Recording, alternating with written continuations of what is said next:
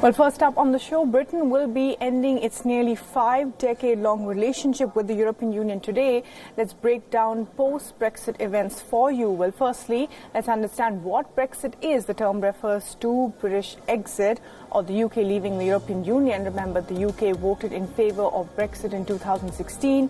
It had entered the Eurozone in 1973 and has now become the first member state to leave the European Union. Brexit will be followed by a transition period which will see months of negotiations between Brussels and London on their future course of the relationship. The transition period will end on December 31st, 2020. Interestingly, UK will continue to follow the EU rules during the 11-month transition period.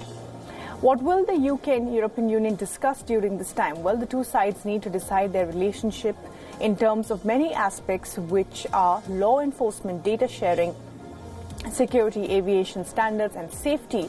They will also hold talks on access to fishing waters, supply of electricity and gas, and licensing, as well as regulation of medicines. Mandy Clark is now joining us live from London for the very latest on this. And Mandy, well, Britain is now leaving the European Union. That's final, of course, happens today. The hard part is still to come. Yeah, absolutely. So yes, today is officially Brexit Day, as it's known here. At 11 p.m. tonight, Britain will start its divorce from the EU. But as you pointed out, there is so much to negotiate. And the big worry that a lot of Remainers, remember, nearly half the population did want to stay in Europe. So rather than having triumphant celebrations, it's going to be a more muted affair, not to essentially upset the other half of the UK.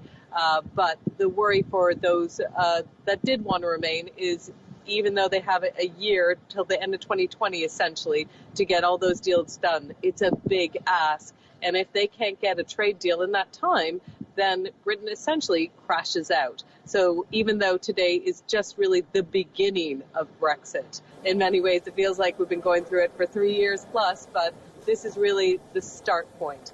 Now, Boris Johnson did want the Big Ben's bongs to ring out when Brexit happened today, but there is restoration work, as you can see behind me. The Westminster is absolutely covered in scaffolding, so it will not be happening. And to have it got done, it would have cost around £50,000, so it was decided it wasn't going to ring out. But there is commemorative tea towels today. Right, absolutely. And Mandy, at the beginning, at the offset of this, of course, onset of this, everybody thought that the 11-month period was rather short, and Boris Johnson was being very ambitious about it.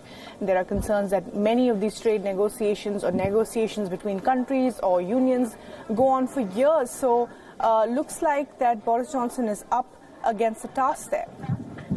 It's an incredibly difficult task. Very few people understand how it could be done. Now, he's quite a bullish character. He's insisting it can be done. But some people believe that maybe he doesn't want it to happen and, setting it up for failure, that it does just crash out. So there are theories on both sides of the camp that he doesn't actually want it done, or that he is the leader who can get it done. Only time will, of course, will tell, and we'll find out by the end of this year. But it is an incredibly difficult deadline. These are very complex trade deals to be worked out on, trade deals that took years and years in the making. So to get it done in less than a year is near impossible. But he claims he can do it. Right, absolutely, Mandy, and we'll be counting down to that moment when the UK actually leaves the European Union. Thanks very much for that. We'll be coming back to you for more.